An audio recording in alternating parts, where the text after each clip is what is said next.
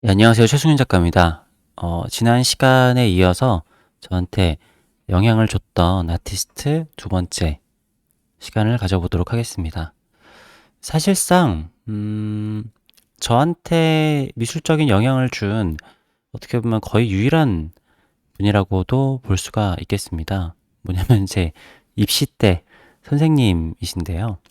지금 천년의 미소에 여기 써 있는데 서초 천년의 미소에 계시고 지금 이 영상도 그 천년의 미소 천미튜브라고 하는 거기 올라와 있는 선생님의 영상입니다. 뭐 이것도 지금 갖다 쓰는 거기 때문에 뭐 어차피 저작권은 넣지 않을 거니까 문제는 안 될 것 같아요. 네. 어차피 이 영상도 이거 뭐 미술학원에서 홍보를 하는 영상이니까 어, 하여튼 제가 고3 때부터 저를 담당을 하셔서 제가 재수할 때까지 함께 했었던 분이신데 뭐라고 해야 되지? 제가 얘기를 하는 여기가 이렇게 됐으니까 이렇게 되고 저기가 저렇게 됐으니까 저렇게 되고 그러한 방식의 저의 분석하는 것들은 사실상 입시미술을 했었을 때 다 쌓여진 거라고 보면 될 것 같습니다. 제가 예전에도 그런 얘기를 했었는데 제가 굉장히 입시미술과 다른 그림을 그리고 있지만 제가 고민을 하고 있는 그런 입시미술, 그러니까 미술 전체의 기본적인 거는 입시미술에서 전혀 벗어나지가 않는다라는 얘기를 말씀드린 적이 있었던 것 같아요. 물론 제가 좀 특이해서 그럴 수도 있겠지만, 아무튼 내가 원하는 그림을 탐구해가는 과정? 그런 게 이 조수영 선생님께서 굉장히 이성적이신 분이세요. 그래서 뭔가 우리랑 같이 뭐 이제 학생들하고 그림을 그리더라도 되게 감성적인 그림을 그린다기보다는 되게 이성적인 그림을 그리셨거든요. 근데 그게 그림에 나타나는 거죠. 그 사람의 그런 성향이 그림에 드러나잖아요. 물론 딴 사람들이 봤을 때는 다 똑같은 그림을 그리고 있는 거지만 그 입시미술 그리고 있는 사람들 사이에서는 그게 다 서로의 스타일이 보이거든요. 뭐 진짜 신기했었던 거는 제가 옛날에 홍대 입시를 봤었을 때 뭐 1차 합격자 뭐 현장이라고 해가지고 잡지에 실린 적이 있었는데 거기에 앞에 한 그림 한 100장 정도 이렇게 되어 있는 사진을 찍은 게 멀리 서 있는 게 있었어요. 근데 우리 반에 친구가 야, 승윤아 여기 네 그림 나왔다 그러는 거예요. 그러니까 거기 1cm도 안 되는 작은 그림에 제 그림인 게 같은 미술학원 학생한테 보이는 거죠. 그러니까 제가 봐도 제 그림인 거예요. 근데 그런 정도로 같이 그림을 그리다 보면 스타일이 있는데 서로 이제 스타일을 또 알아가고 또 선생님도 스타일이 다르고 근데 어, 아무튼 제가 지금 하고 있는 여긴 이렇게 됐으니까 이렇게 돼야 되고 저긴 이렇게 됐으니까 저렇게 해야 되고 그런 것들은 다 선생님하고 항상 대화도 하고 입씨름도 하면서 생겼던 것 같아요. 그러니까 이게 어떻게 보면 되게 어려울 수도 있죠. 왜냐면은 제가 옛날에 선생님이 얘기를 하는 거에서도 이해를 못하는 부분들이 꽤 있었거든요. 근데 그것들을 아주 오랜 시간 서로 제 스스로 논리를 정립하다 보니까 아, 그게 그렇게 돼야 되는 거구나. 아주 많은 거를 배웠어야지 되는 것일 수도 있었어요. 그러니까 이게 무슨 얘기냐면은 그러니까 이 당시에 입시를 할 때 되게 쉽게 가르치는 학원들이 많았거든요. 그러니까 뭐 백칠 쫙 하고 뭐 양감 살리고 어떻게 해라고 하는데 선생님이 그렇게 가르치질 않았어요. 여긴 이렇게 됐으면 이건 이렇게 되고 여긴 이렇게 됐으면 이렇게 갔어야지. 물론 마지막에 가서는 그래도 여기를 죽이고 여기를 살리고 이렇게 해야 되는 거지만 그러니까 입시 미술을 가리키고 있지만 완전히 입시 미술은 또 아닌 것 같은 그런 거였어요. 어떻게 보면은 제가 대학을 빨리 들어가려고 했으면은 조금 기계식으로 가리키는 학원에 다녔으면은 더 좋았을 수도 있어요. 근데 물론 선생님도 좀 답답하셨을 거예요. 근데 그렇게 했던 것들이 저한테는 지금은 굉장히 도움이 많이 되고 있다라고 생각을 합니다. 근데 요거를 제가 선생님 지금 그림 그렸던 자료들은 잘 없기 때문에 그냥 이 강의를 제가 조금만 보여드릴게요. 그러면은 아, 이분이 어떤 분이구나라는 걸 좀 아실 수 있지 않을까라는 생각이 듭니다. 오늘 간단하게 어떤 강좌를 해주실 건지. 작년에 근데 재밌는 게 뭐냐면은 지금 이 영상을 촬영을 하고 있는 이 유튜브 PD님이 제 후배예요. 저랑 친한. 네. 기초소양반 과목에서 손이 많이 나왔어요. 그래서 손이라는 게 기초소양반 아이들 같은 경우는 꼭 극복해야 되는 예전이랑 거의 그대로세요. 굉장히 많이 달라져요. 바닥 쪽 먼저 설명을 드리면 바닥 쪽은 기본적으로 이 손이 이렇게 오므라지는 느낌이잖아요.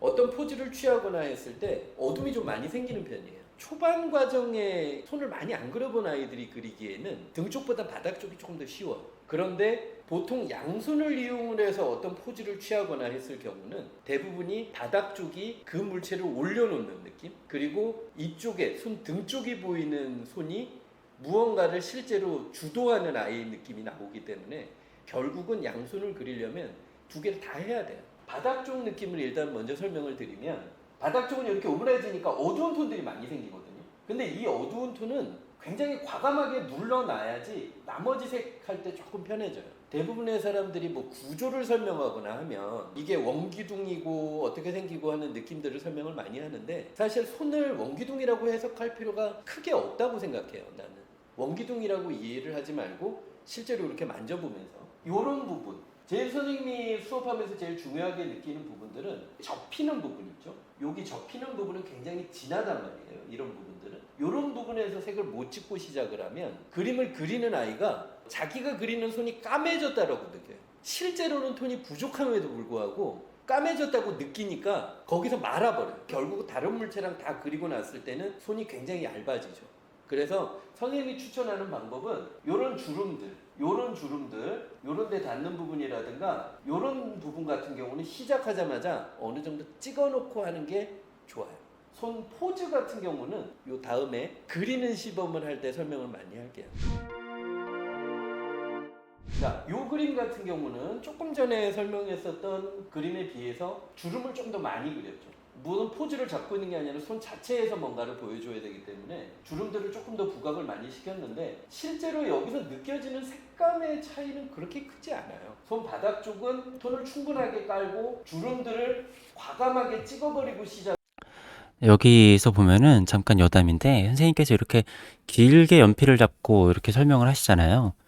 제가 이제 이때 선생님한테 배웠던 게 귀족 수채화라고 해서 붓을 아주 길게 잡고 귀족처럼 그리는 그런 거를 배웠었습니다. 그러니까 뭐냐면은 앞치마도 안 하고, 물론 학생들은 앞치마를 했지만 선생님은 앞치마도 안 하셨거든요. 그래도 몸에 하나도 묻지 않고 하얀 바지, 하얀 신발을 입어도 전혀 튀기지 않는 그런 거를 하시면서 하셨는데, 약간 그런 게 뭐 저한테도 좀 있어요. 물론 저는 좀 덤벙대기 때문에 그렇게까지 몸에 잘 안 묻고 그 정도까지는 아니지만, 제가 옛날에 그 뭐지? 이렇게 라이브 페인팅 같은 거를 하더라도 옷에 이렇게 안 묻고 마무리를 하는 거를 이렇게 몇 번 보셨을 텐데, 그런 것도 선생님의 영향이 좀 있다라고 볼 수 있습니다. 그러니까 뭐라고 해야 되지? 귀족 수채화. 아무튼 그러한 마인드가 저한테도 아직도 있어요. 그러니까 선생님 이렇게 얘기하는 거를 아까 제가 잠깐 보여드렸지만 뭔가 이렇게 논리적인 접근을 한다라고 보실 수 있을 거예요. 그래서 어떻게 보면은 초보자들이 보기엔 좀 어려울 수 있습니다.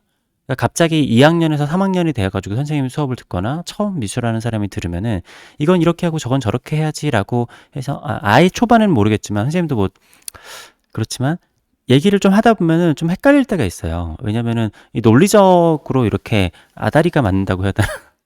논리적인 뭔가 합이 맞아야 되는 게 있는데, 이것들이 지식이 조금 부족한 초보자들이 들었을 때는 이게 연결성이 잘 안 되는 거죠. 그런데 하여튼 제가 아까 얘기를 했듯이 말하는 거를 보거나 이렇게 논리적인 접근을 하는 걸 보면은 저랑 되게 닮지 않았나요? 그러니까 제가 닮은 게 아니라 제가 선생님을 닮은 거겠죠. 사실은 교수님들은 다 안다고 봐요. 제가 생각하기에. 그래서 밀도를 엄청나게 높이면서 이 아이도 손을 그리고 얘도 그리고 그렇게 그림을 그리면 시간에 쫓겨서 다 어설퍼질 수 있는데, 이런 물체 같은 경우는 문제가 구체적으로 이걸 만드는 거니까 얘를 정확하게 잘 만들어야 되고, 손이라고 하는 거는 가장 적절한 느낌 정도까지 하는 것만 필요해요. 덜 그리고 다 그려 보이게 만드는 게 좀 어렵죠. 요령에 대한 수업을 조금 받아야 돼요. 옆면 쪽을 지나서 이제 손 등 쪽 얘기를 조금 해줄게요. 사실 손등이 사람이 다 똑같진 않겠지만 기본적으로 손등 쪽은 가볍게만 만져도 뼈 느낌이 다 만져지거든요. 근육들도 당기거나 밀거나 하는 어떤 기능을 가진 근육들도 다 존재하고 겉모양으로 보이는 느낌, 그냥 힘을 빼고 가만히 있으면 근육이 다 이렇게 이완돼서 하나도 안 보여요. 우리가 보통 이런 그림을 그릴 때는 약간은 더 극적으로 만들어주는 게 필요하기 때문에 약간은 힘을 줘야 돼요. 이 아이의 근육이라든가 힘줄, 뼈의 움직임들이 다 보이거든요. 보통 이렇게 있을 때가 얘랑 구조가 똑같아요. 근데 우리가 보통 사용을 할 때 손을 이렇게 사용을 하는 게 아니라 이렇게 사용을 해요. 그러면 얘는 가만히 있는데 얘가 돌기 때문에 어떻게 보면은 빨래가 살짝 꼬아진 느낌? 약간 꼬아진 느낌을 가야 돼서 이 팔목을 그릴 때 면이 이렇게 온다라고 생각을 하면 안 돼요. 이렇게 오는 게 아니라 이런 식으로 약간 뒤틀어져 있다라고 생각을 하는 게 맞아요. 이런 부분들 관찰을 할 때 많이 등장을 하진 않지만 알고 그리면 훨씬 더 리얼해 보여요. 뒤로 빠지는 부분이고 아무것도 없는 부분이니까 조금 등한시하는 부분들이 있거든요. 약간 더 측면 쪽인데 요거는 아까 바닥 쪽에서 중요하게 얘기를 했었던 주름들 많이 강조를 해서 그리고 색감 풍부하게 낸 거, 등 쪽은 요런 데 뼈, 돌출된 뼈, 여기에 있는 뼈 느낌, 그리고 여기에 내려오는 근육이라든가 이쪽으로도 접히면 여기도 주름이 생기거든요. 빵빵한 주름이 아니에요. 이쪽은 아래쪽은 조금 두꺼운 주름이고 위쪽은 얇은 주름이거든요. 조금 그냥 약간 선묘를 한다라고 생각을 하고 그것도 크게 상관은 없어요. 요런 데 살짝 넣어주고 요런 데 살짝 넣어주는 느낌이 뭔가 더 리얼한 선처럼 보이게 만들어줄 거예요. 네, 선생님 설명 너무 잘 들었습니다. 네. 저도 입시 네, 아무튼 보시면은 뭔가 입시에만 필요한 여기가 튀어나왔고 여기가 들어가니까 여기 양감을 만들어주고 여기를 죽여야 되고 여기를 이렇게 해야 된다. 이런 거보다 좀 디테일한 것들을 얘기를 하셔서 어떻게 보면 좀 어려울 수도 있는데 아무튼 중요한 거는 제가 얘기를 하고 평소에 제 작업을 스스로 점검을 하고 할 때마다도 제가 입시 때 선생님한테 배웠던 것들을 그대로 하고 있다라는 거죠.